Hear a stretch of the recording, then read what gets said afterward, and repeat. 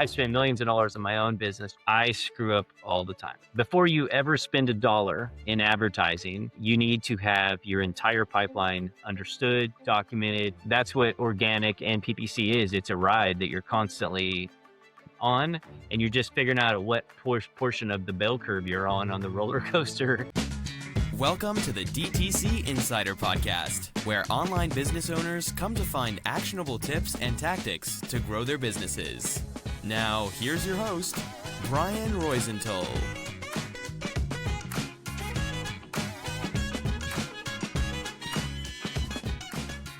Hey, welcome to another episode of the DTC Insider Podcast. I'm Brian Roisenthal, your host, and today I'm joined by the great founder of he founded multiple companies actually. His name is Josh Sprague, and he founded companies like Seven Clay, Orange Mud, and one more that we'll be telling you about in the episode.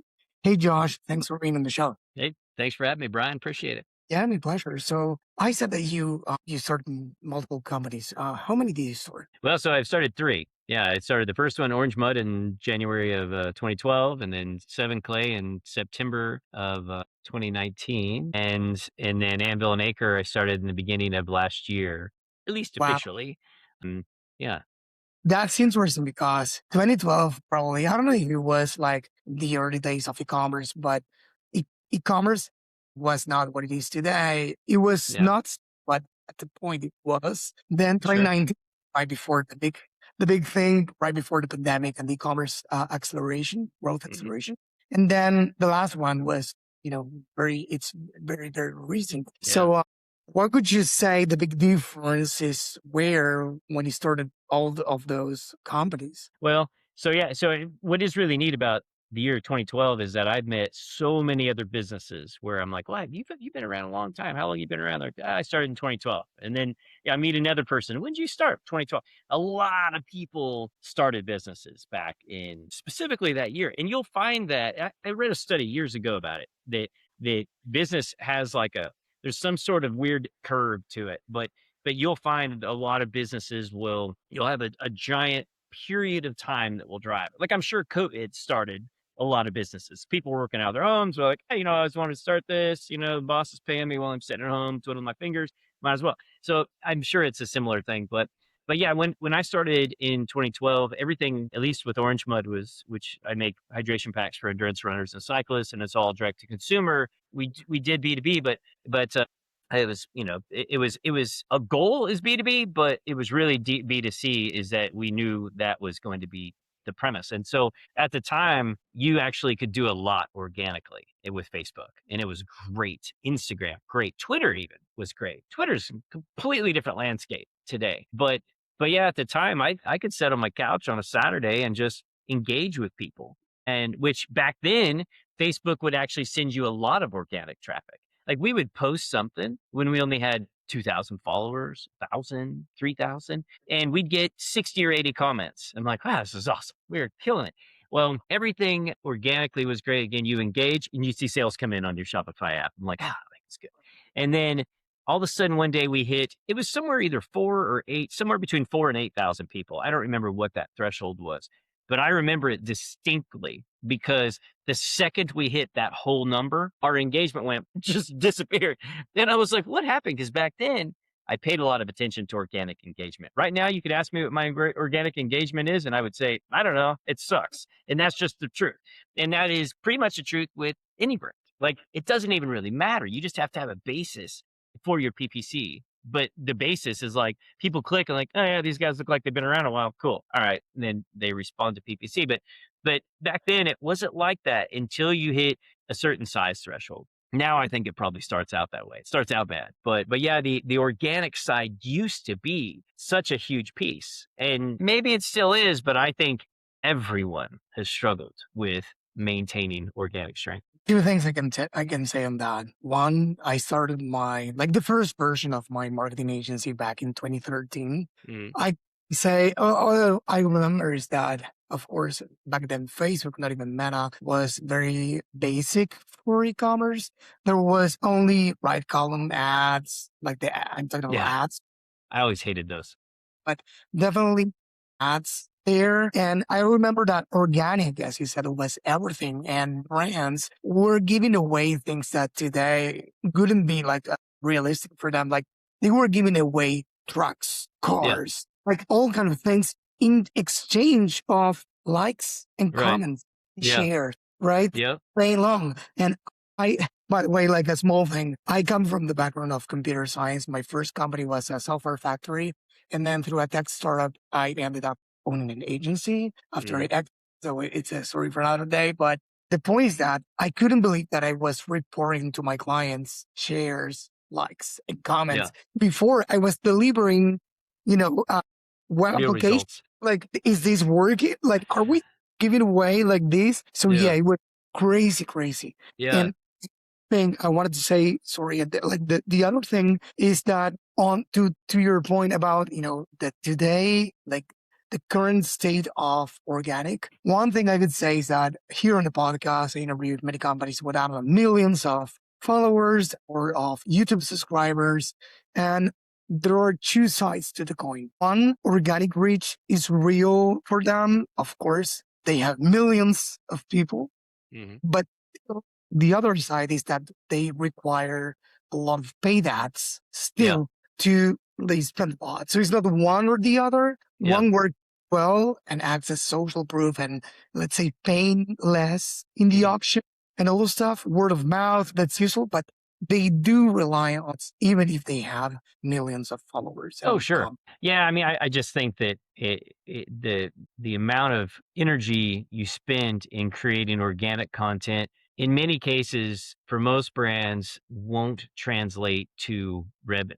It won't translate to a revenue that will offset all of those expenses. Again, there's some people that figure it out, but what I've seen, and we even see it in with clients on the 7 Clay side. I've worked with a lot of influencers, and it's amazing to me. I'm like, God, what are you buying 1,000 hats? Like, who you buying these for? And or like you just bought 1,000 hats like 2 months ago. Where did they go? And like this one guy I was working with, he's like, well, it's just all my fans. I'm like, your fans are buying that many hats from you? I'm like, who are these people? He's like, well, they're mostly children, but with their parents' credit cards. I'm like, what? But but then all of a sudden you see somebody, they're thriving on a channel. They're thriving. Like, and we've seen this. This was probably 5 years ago. This one guy I'm talking about, and he was killing it as a cowboy influencer, basically, and he was killing it at the time. I believe it was YouTube, and then all of a sudden, oh no, it was TikTok at the time, and then all of a sudden TikTok changed their influencer strategy, and like he was making like I forget what he told me. It was something crazy. Like to me, it was crazy. He was a smaller player, but still making a few 100,000 a year off just being an influencer and posting, funny little videos. But then all of a sudden, TikTok changed everything, and he was making like 10,000 a year. It just went that fast. Overnight, it changed. And this is the crazy part about some of these influencers. This is what kids don't often understand. Is they see these guys like, oh, these influencers driving all these fancy cars. That's what I'm going to be when I grow up as an influencer. I'm like, yeah, it might work. I would turn anybody off to it. But I've also seen the other side of the coin, which you don't hear people talk about, is that, man, I'm making a ton of money. All of a sudden, it's gone overnight. And like this one guy I'm talking about, he went from TikTok to YouTube Shorts, and then he's like, "Man, I'm back, and now I'm making a couple $100,000 a year." And that went on for a year or two, and then all of a sudden that turned off. And then now I don't know what he's doing. I think he may be done. But it's we it's a wild time with organic, it is a ride. That's what organic and PPC is. It's a ride that you're constantly on, and you're just figuring out what portion of the bell curve you're on the roller coaster. And sometimes you're winning, sometimes you're really losing, and in the end, you hope to just come out slightly ahead. Yeah, I think what you're saying is true and happens to everyone, right? Like Mhm. to brands, to creators, to agencies, to SaaS.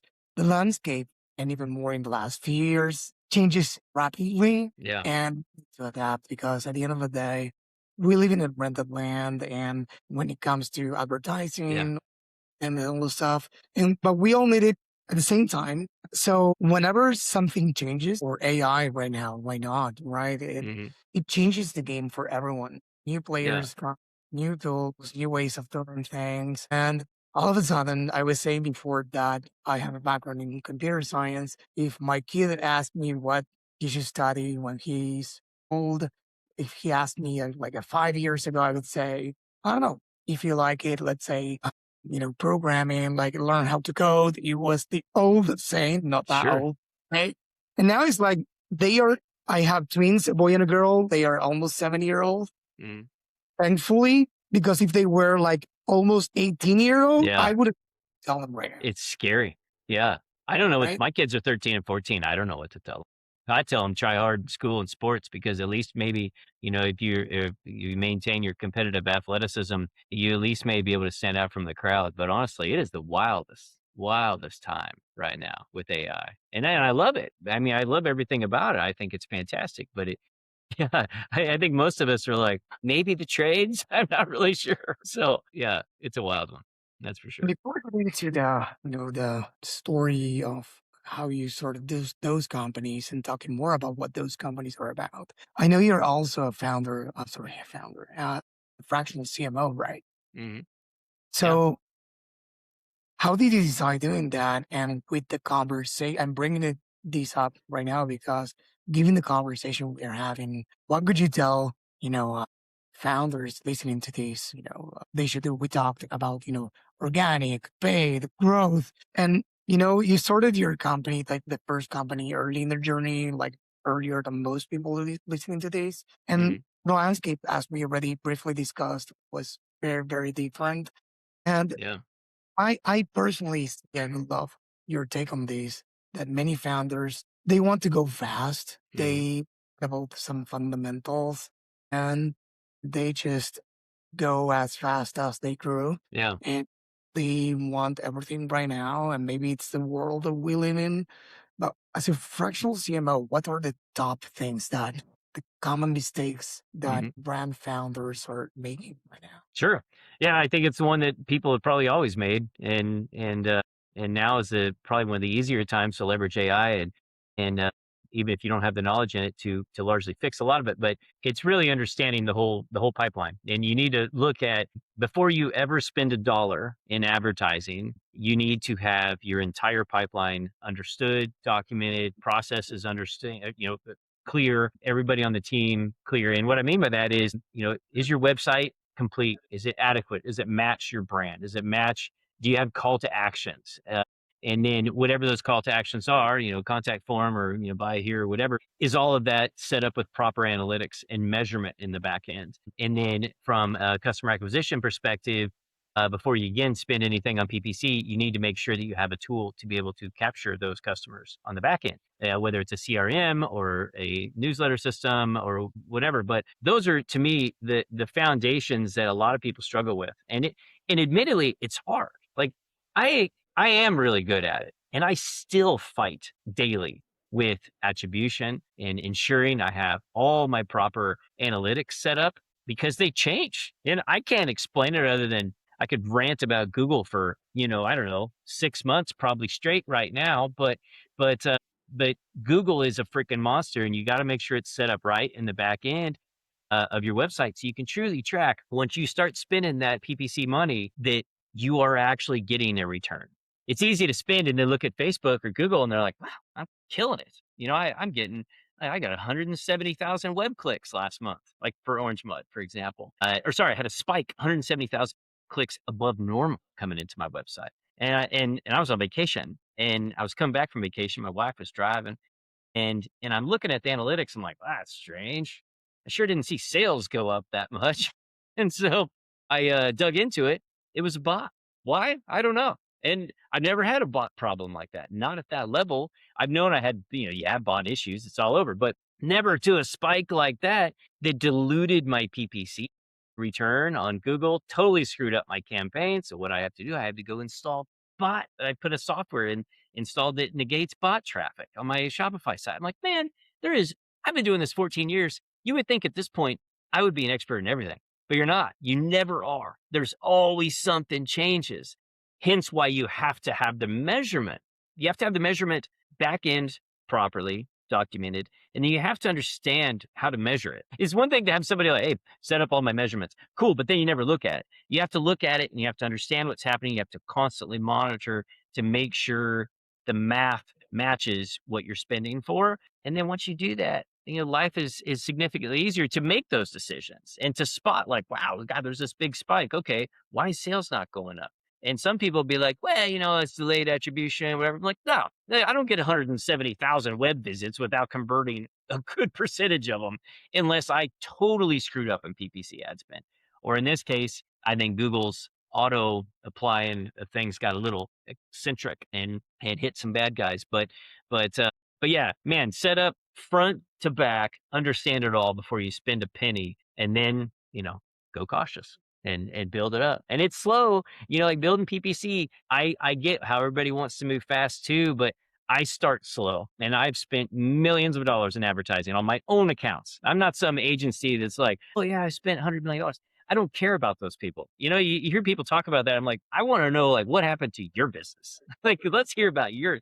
And like for me, I've spent millions of dollars in my own business just with Orange Mud and PPC over the years, and I can promise you, I screw up all the time.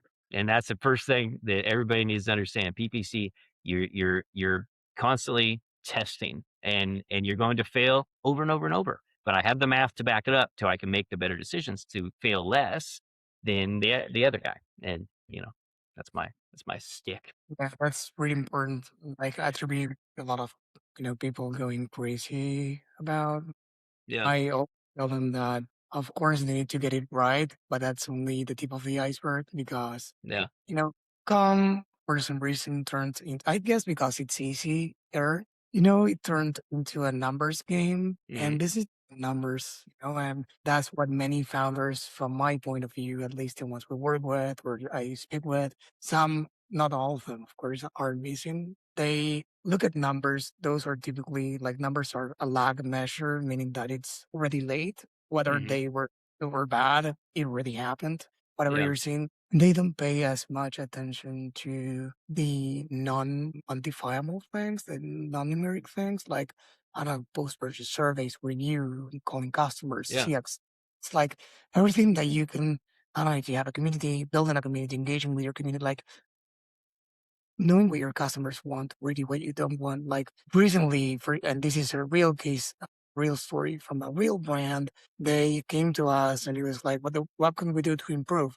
And of course, aside from technical aspects or the technical advice, it's hey, let me take a look at the reviews, post purchase service, whatever you have. hmm, With AI is much easier and faster to do things. And no kidding, 72% of the purchases, this data said, were gift oriented.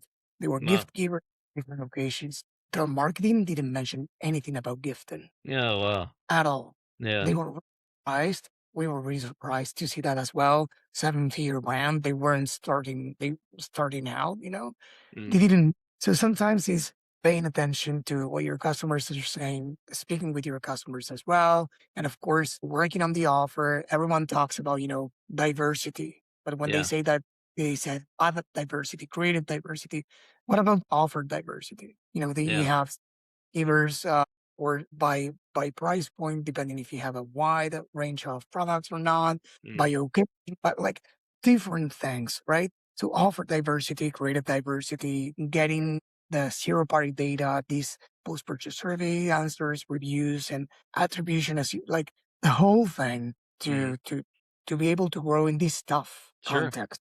Not only yeah, social speaking, but also is more expensive to grow a brand. And so, yeah, yeah, we need to work harder than ever because the 2019, probably the other year you started your brand, in which probably up until 2018, I believe, like in which mm, you could one per meta and got 5, 10 out of it yeah. easily, easier. Those days are gone. Now they're gone.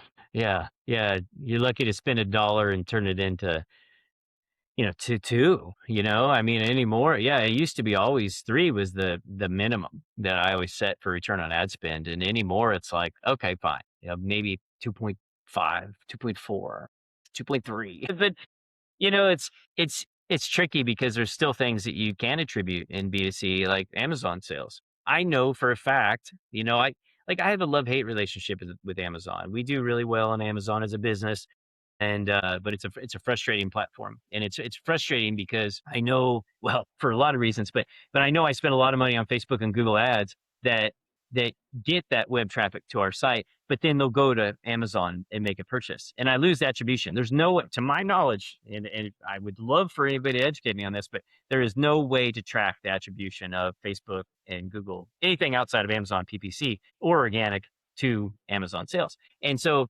there over the years, because I recognize my own buying habits, which is how I shape a lot of my decisions, I know that I'll see an ad. I'm like, oh, that's cool. Let me see what Amazon has. Cause I know I don't have to put my credit card in there. I know I'm not going to get 8 trillion emails from the company or whatever. And I'll just go on Amazon. But I know that company, they're like, man, we're getting all these clicks, but we're not getting conversions. But some people have a better product for Amazon. Like it's a better purchase just to go there because you don't care to get product education or whatever. But ultimately, it's that sort of side, or that side of things, because of Amazon's growth in the market continually, that I also have made an acceptable level of return on ad spend to lower it to 2-ish. You know, I'm not happy about it, but I accept it because I know my return is likely higher than that. But it's just hard to measure it. But I know for a fact, I can tell you exactly where every single order in my business comes from, for the most part. Of course, with Apple privacy and various different things, it's not perfect, but I have a server side attribution, so I have quite accurate. I can look and see the channel history and where that every single order comes from, and with exception of Amazon, but anything to my website, I can see it, and so I know all my PPC traffic is sending a lot of people to Amazon, but I have no way to measure it. And that is just so dang frustrating with that in general. And then, of course, yeah, iOS changes, privacy across the board over the last couple of years has made it even harder. So it is still the Wild West, I believe, in PPC with what us brands are left dealing with in terms of measuring attribution. Yeah. What would you do differently if you were starting a brand today? Like the same brand you started, like let's talk about Orange Mud. Yeah. It's started in 2012. Hmm. What could you do differently if you started in 2026? I don't know. I'd probably keep my day job. Maybe I probably would have stayed in my. So I'd probably be retired by now. But yeah, I mean, I think the B2C, the B2B business. I think that is still a very powerful market. And honestly, like I could start any B2B business tomorrow, and I can tell you a million different angles that I would approach it from. B2C, it has gotten way harder. I mean, it really has.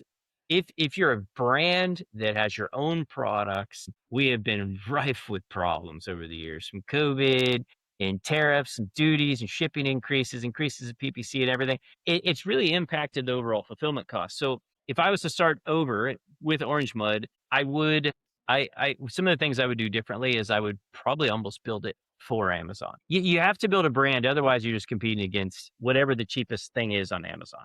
And that's just the reality. That's when you ask, why do you build a brand? Why do you build a website? Why do you build organic social media? It's because you're differentiating yourself and you're showing the reason why your product is better than whatever the low budget import is on Amazon, which that is a problem. That is a giant, in the United States, it is a giant problem, is the crap that's sold on Amazon. It's mostly a Chinese depository of low budget goods. And there's also good things. And I'm not going to say all Chinese is bad.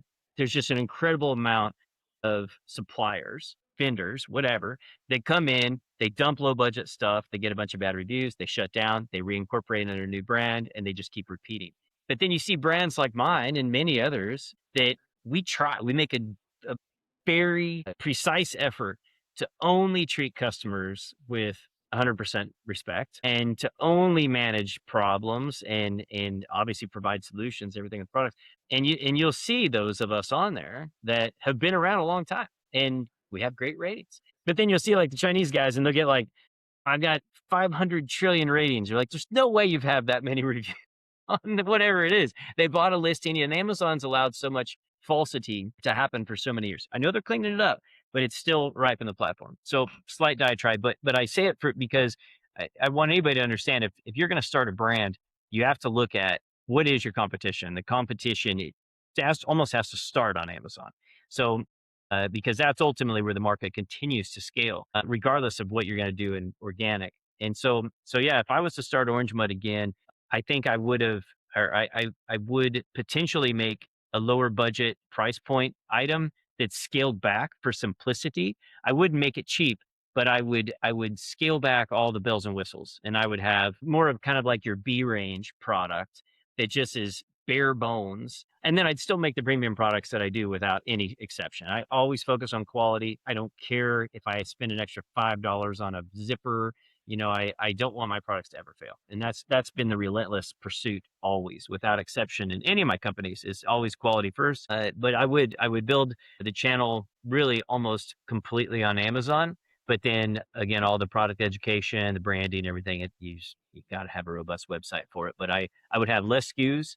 I would focus on higher AOVs, just because anything less than $100 AOV in today's average order value, in today's e-commerce market, is a brutal landscape for success. From a shipping alone item, I mean, just to ship something costs you generally $10.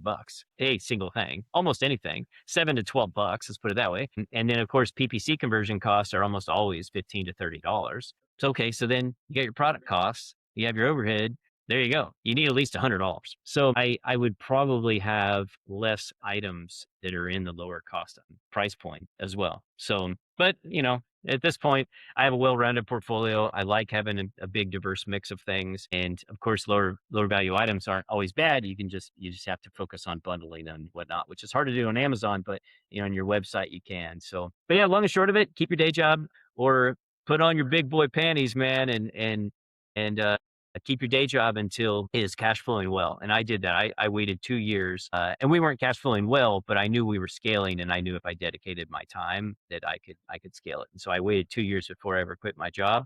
But it allowed me to be sloppy and to burn money on ads, not knowing what I was doing as I went through those learning curves, and to make the mistakes that most all founders do. You take on these random, like, "Oh, yeah, this new software is amazing. It's 20 grand, but it's going to change your life." And then it doesn't do anything. And so it allowed me to burn a lot of money and still be able to live and learn from my mistakes. But I would do that same thing again. I would have basically not slept at all for 2 years, and like I did, and that I would definitely repeat if I was starting over from scratch. Many founders do that, by the way. Many founders I know, at least, they keep their day job until they feel safe Yeah, to jump ships and yeah, go up the, let's say, sort of for the brand, and that's okay. yeah, So for first mod, which is the older brand of the ones you own, like what was growth like as you know the years went by?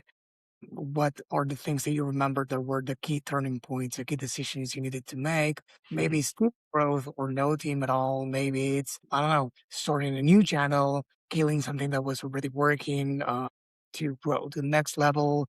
So what were the things that you remember that were the key milestones in that journey? yeah. I would say that the key things, there were three. And so the first one is, we started in the very well, we were probably, I'd say, a year into it when I started our ambassador program. Technically, my social media manager, Holly, it was her idea, and she started it. But and I even told her, I'm like, I don't know, that's stupid. I don't know why anybody would want to do that. And I was wrong. And we had a lot of people that were big fans of our brand. They liked what we were doing, and they just wanted to have more input, and wanted to help. And so the ambassador team, we call them the dirt unit, they have been an essential growth for me over the years, due to the way organic traffic has changed over the years. They don't have the organic reach to help as much as they used to. But that being said, I still appreciate everything that they all do, because they're still, boots on the ground when they're at a race, and they're, repping our stuff, and they're going out for a run or whatever, having a good time. That of course still translates, to real organic. But in the beginning, where it was extremely valuable is for product feedback. It was basically my own frustrations that I was designing these hydration packs for. And and when I started, I really didn't think that I didn't have like a lot of ideas beyond my one product. And then one product led to another and another and another and another. But a lot of that came from the ambassador team saying, "Hey, Josh, I like this, but can you add pockets, or can you do 2 bottles, or can you do a bladder pack? Because I don't really like the look of the bottle packs. No offense."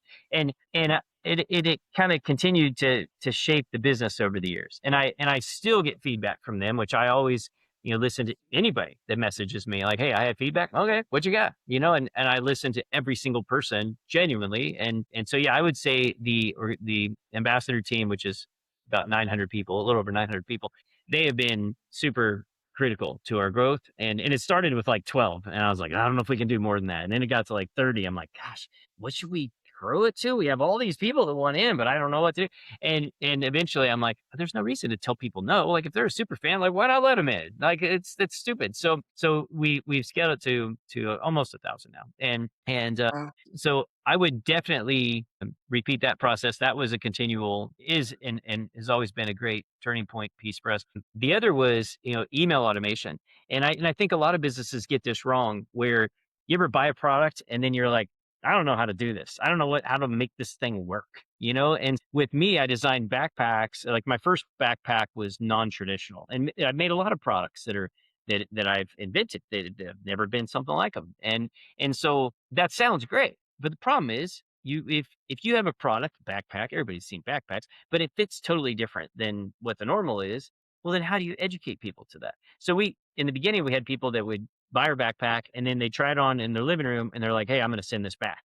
And I was like, "Well, did you actually run with it?" And they're like, "Nah, but there's no way it'll work." I'm like, "Yeah, but I didn't design it for your living room. Will you do me a favor? Can you just go for a run, please? And then you run in it 3 times. If you still hate it, send it back. I want it, if it's going to come back, I want it to be disgusting.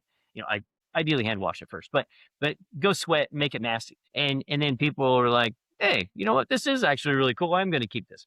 Well, it was a really high problem, like a 30% return rate in the beginning, or at least people requesting to return. And that was critically a failure. And so I implemented, I don't remember which one, I went through like 7 of them, but I ultimately ended up settling on Klaviyo after time. But in the beginning, I tested some various different tools that were email automation tools. And automation now is more common, of course. But back then, this was like no one really, even Klaviyo, I remember telling them, like, "I don't quite know what I'm doing. I've got this set up. Can you help me?" They're like, "Nah, we don't really help you." I'm like, "Okay, well, you suck, but whatever." But they wouldn't help you back then. And it was just like, you just have to figure it out. And so, I was in there writing all these automations. And one of the ones, which, now seems quite simple, but it's not as simple as it sounds. But after you buy, say, the Hydro Quiver product, then I would say, have an automation that first would just say, "Hey, thanks. My name's Josh. I'm the owner of Orange Mud. If there's a problem, message me back." And it comes to my inbox. Still does.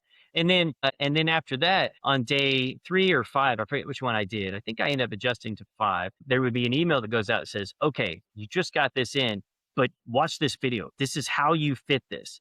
And because people often would try it on, they're like, "It doesn't feel very comfortable." I'm like, "Yep, I didn't design it for your living room." So I would tell people this. And this is where psychology is fascinating, because it went from, if I have to wait for somebody to tell me that it fits weird, then I tell them, "No, it's not going to feel comfortable." They're like, "Eh." But if I tell you up front, "Hey, you're not going to like this fit. It's going to feel uncomfortable. But don't worry, when you go for a run, it's going to be better. But I'm sure you won't like it in the beginning." Then people want to tell you the opposite. People always want to tell you no, right? It's just kind of like default in our psychology. So what I found funny about that is I'd send that, and then people are like, "No, this is actually great. I actually tried it at my house. It was really comfortable." I'm like, "Really? I know it really isn't. Like, it's kind of weird. It actually is a weird product in the beginning, and you have to get used to it." Anyway, once we started doing that, our returns basically stopped. I mean, it wasn't like they went to 2%. They basically stopped. I mean, we, of course, get them from time to time, but it's pretty much been 0. And then it stayed like that. And that was one of the greatest tools ever, because here, like, we found a mechanism, right? Organic, PPC, they're both converting to orders, but then people want to send them back. And then, of course, now over the years, we have the organism in itself, which is the market, and the market educates people on, once a product is understood, with how to wear it. And so that helps a lot now. But back in the day, that was probably one of the most critical pieces to a growth point of moving forward. yeah. So yeah, I guess It- 2 big ones there. that's great. I mean, when you said a tool, and I see important that I see a founder who cares and who was able to find, through engaging with their customers, based on what you said before, why the high return rate with the 30%, as you said, is really, really high. Mhm. And as a fact, I can imagine how you felt back then, right? Yeah. To get down to 0. It wasn't the automation itself, it was identifying what to do. And Mhm. that's the not the key to success. I don't like those phrases, but I think it's a huge growth lever. Yeah. That's why before, like besides the numbers, it's understanding your customers because creating the ambassador program is genius. But may I ask you, how did you make it work? Because everyone listening to this might be wondering, I would love to make this happen, but how should I go about it in Sure. 2026? Should I turn my customers talking about automations in the post purchase flow? Should I tell them we're in the thank you page, hey, become an ambassador? Mhm. And then next, how do I keep them engaged? What do I do? Do I give products away? How do you go about that? Sure. Well, so we've ebbed and flowed a bit with this over the years, but it's the gist has always been at the same. And so the first step to bringing anybody into our ambassador program is that we have an ambassador application page on our website, and we basically say right on there, we keep it quite simple, like, hey, this is only for people that use our packs. We will not accept you if you've never bought one of our packs before, you've never used it, because ultimately I look at it as more of like a group of friends. I want to get everybody in that loves our product, that loves being going outside, and then the other piece is you've got to be somebody who inspires people. And it's not I'm not saying you have to be some miracle worker. I'm just saying you got to be a nice person. And so that's an important piece. And so we have you fill out a form. It's fairly basic, but it's basically, what's your social media handles look like? If we see you're some freaking psychopath and, not a positive influence to overall society, and if sure, I guess we're being a little critical there, but I mean, I look at all sides. I don't pick a political party or anything. I just like I don't care what your political beliefs are. My whole goal is you need to be a positive person because to me, I love to get people outside. I don't focus on professional athletes. I never have. No knock on them. They're great. It's their job doing what they do, but I care about common person getting them out and going for a run, going for a bike ride. And that's what this ambassador program has been about. So first, we have them fill out this information, show all that, we review it, we see, okay, these are positive people. I see they're posting pictures of social media, running on our packs. And I don't care if you have one follower or no followers. I mean, you don't even have to have a social media profile. We've got plenty of people that don't.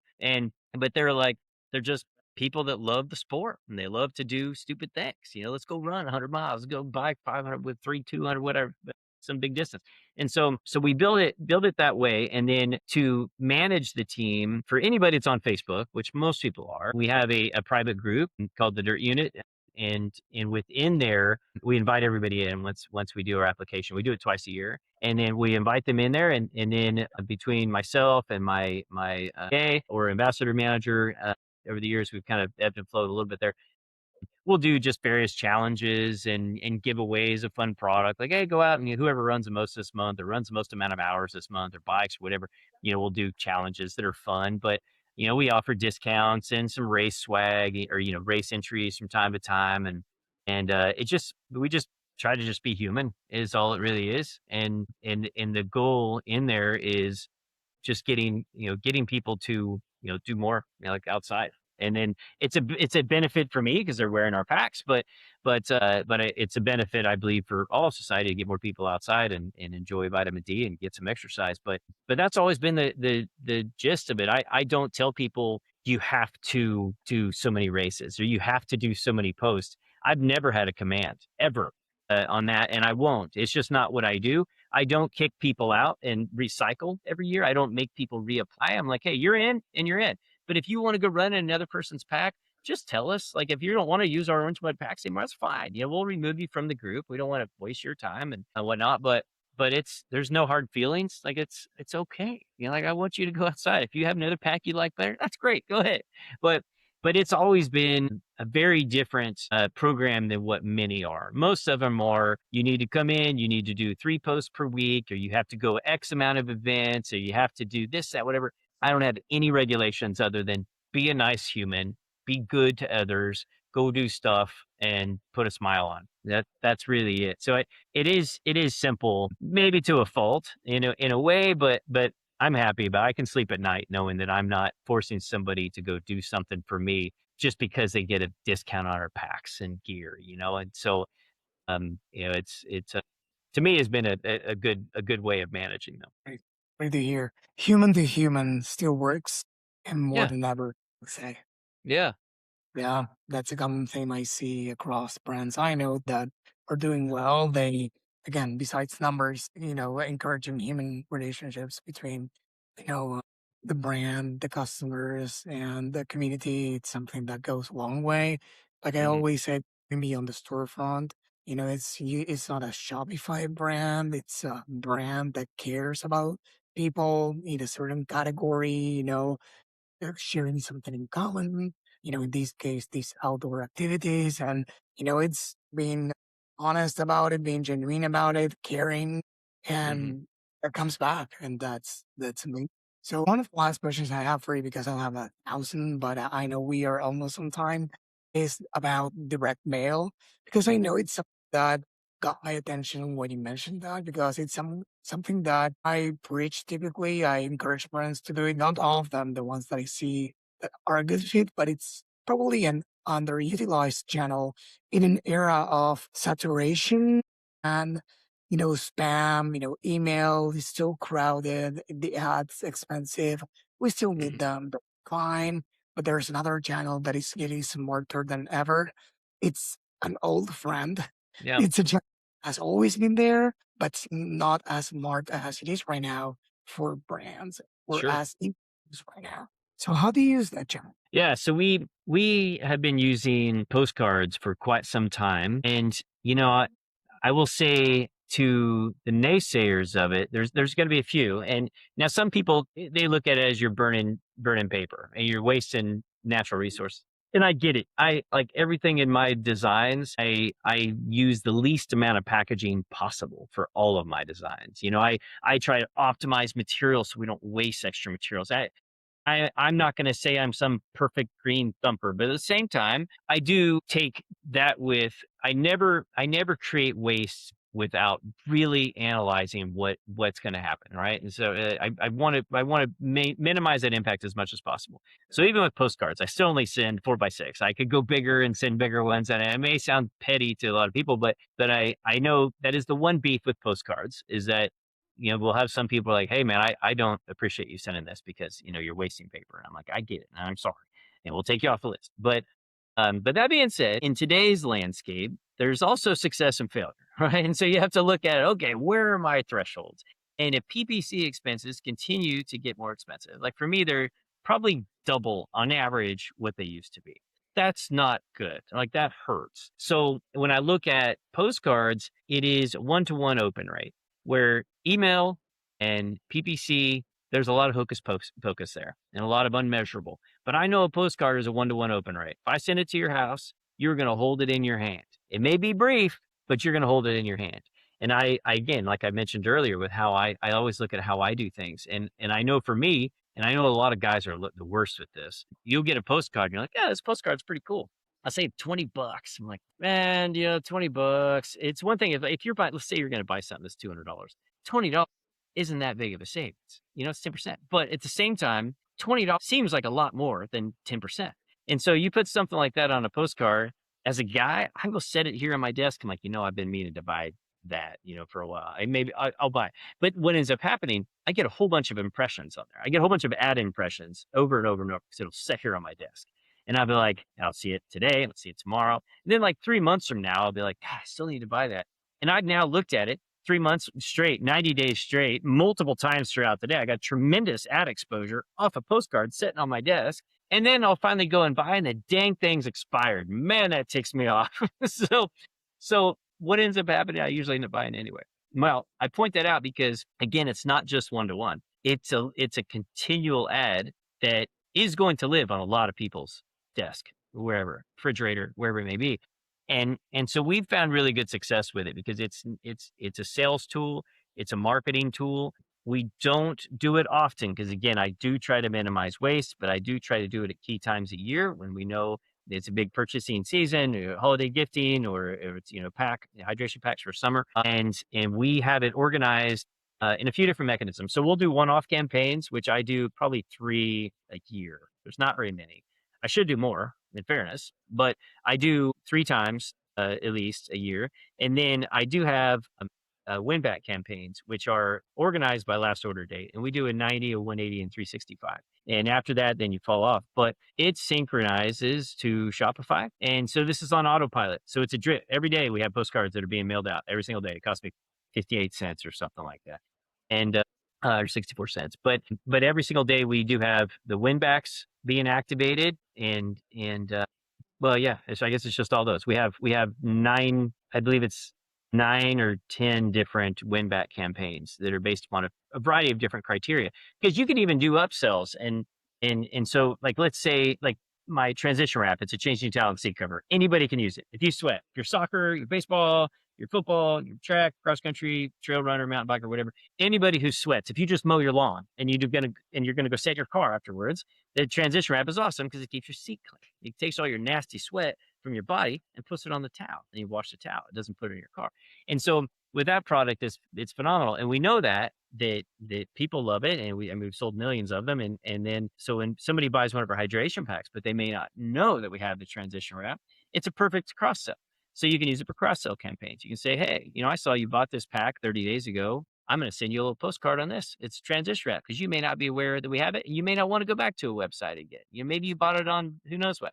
So there is that tool. And then now we actually just went live today with, I think it's called Mail Match. And so this is, or see, it's Mail Match, Site Match, whatever it is. Basically, this is a tie-in to traffic that comes to our website that doesn't convert, but it actually will match to an address and send. So it is Yeah. another way of leveraging, today's fancy tech to be able to send a postcard out that one's new, and I don't know how it'll convert, but I do know that we do use that for email also, which does convert. So I assume that'll do well. Yeah.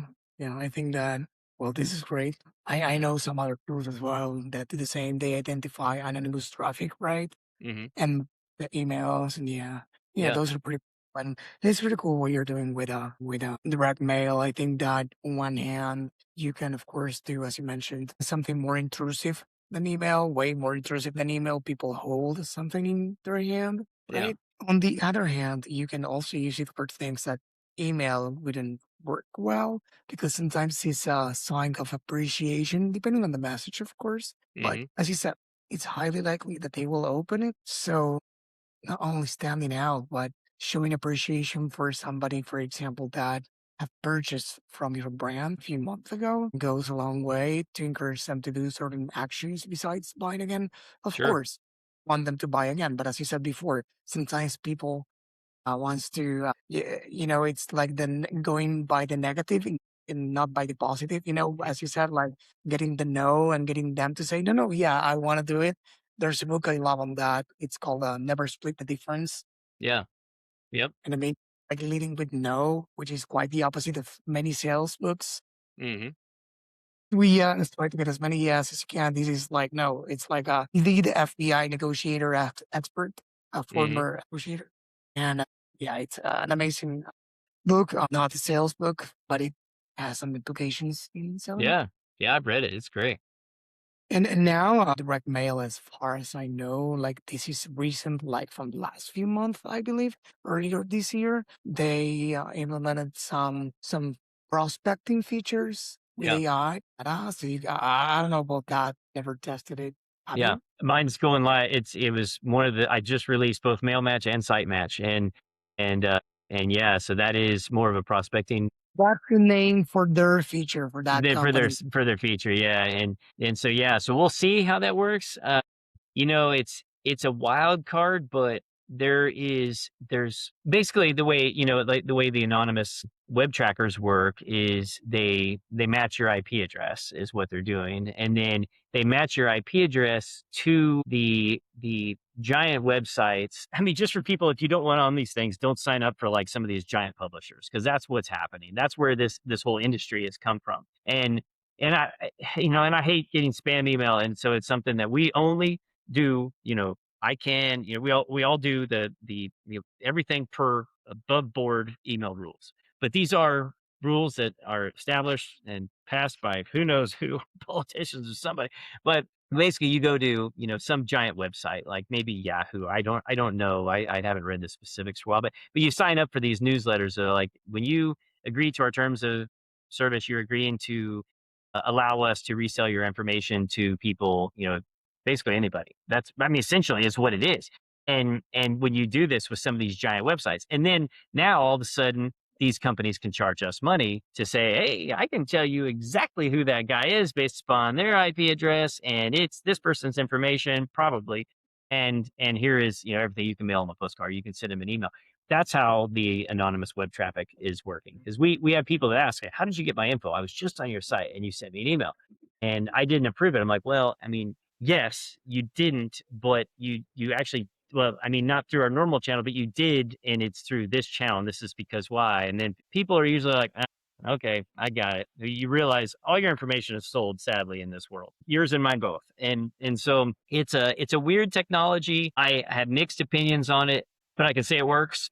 And again, in today's crazy landscape, you have to constantly test, because like you talked about in the very beginning, we rent all these platforms. We don't own anything, even email. People, like, the argument's always been in marketing over the years, like, you own email, but you don't own Facebook or Google. I'm like, you really don't even own email. What are you talking about? Like, we pay a whole bunch of money to these guys as the Klaviyo's of the world, or whoever. I don't use them anymore because I got sick of their crazy rates. But you first spend the money on that platform, and then you're praying to God that your deliverability rates are going to be good. And that's only a part Klaviyo thing. That's it's what does Google feel like? What does Apple feel like? All of a sudden, now you're all going to the promotions tab. Again, you don't own them emails. You only rent them. Everything in this world is a rental. So you're constant, and most things in D2C have evolved to that. The market has learned how to manipulate that. So again, what do? We test. And that's what we do. We just have to constantly test. Facebook is no different. Like, some people that have complained about, like, the anonymous web traffic triggering an email system. I'm like, how's it any different if you talk about toothpaste and then Facebook serves your ad because it heard you saying you need to go buy some toothpaste through your iPhone? That's even more creepy to me. At least you were on my website. Like, you came to browse. So there's a lot of craziness in today's digital landscape, right, wrong, or indifferent. But again, I comply with all the laws and rules that are out there. We're 100% above board, and if one changes, we will too. But for anybody listening that's a consumer, that's like, that's how those guys send me those emails. Just so you know, this is what our landscape is right now. Josh, this was definitely an interesting conversation. We went through a lot, and we have a lot of pending things to discuss as well. But again, I want to be respectful with your time. So for Sure. everyone who wants to, follow you online, if you are online, or follow the brand, where can they go? Yeah, you can. If you search my name, you'll probably find me. I think I even have a personal site that has everything. Josh Sprague. I think it's Josh Sprague, maybe Josh Sprague Info. But anyway, if you search me, Josh Sprague Orange Mud, you'll find me on LinkedIn or wherever. And then, of course, orangemud.com, orange like the fruit, mud, MUD.com. And Seven Clay is my other branding business, all spelled out. As I'm easy to find. So for everyone, watching this or listening to this, why not? Thank you first off. If you like this, please put a thumbs up, leave a review, subscribe to our channel if you're on YouTube as well. And the most important thing, at least for me, is that you share this with someone that could really need this, could really use this to grow their business or to help other businesses grow as well, because that's why I do it, at least. So thank you again. And thank you, Josh, for being on the show. Thanks for having me on. This episode was brought to you by BSR Digital. We help DTC brands grow through paid ads and email marketing campaigns. If you'd like us to help your business grow, head on over to bsrdigital.com and schedule a call with us.